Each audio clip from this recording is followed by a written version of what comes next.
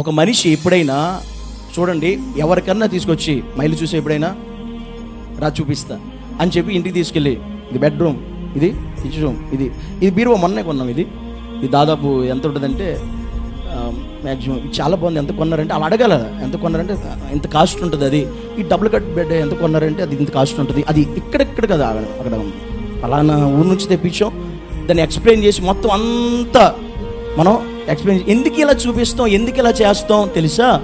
మన లెవెల్ ఏంటో వాళ్ళకి తెలియాలి. అర్థమవుతుందా మీకు? మనం ఎలా ఉన్నామో పంపించిన రాజుకి తెలియాలి. ఎందుకంటే అతను రాజే, హిజ్కియా కూడా రాజే కనుక ఆ రోజు నేను ఎలాగొందో నా పొజిషన్ ఎలాగొందో తెలియాలని చూపించాడు. అంతా వాళ్ళేం చూపించమని అడగల. మీకు అర్థమవుతుంది? ఇక్కడ హిజ్కియాని ఏం అడగల, చూపించాను. జస్ట్ హిజ్కియాని పలకరించి వెళ్ళిపోవడానికి వచ్చారు అంతే.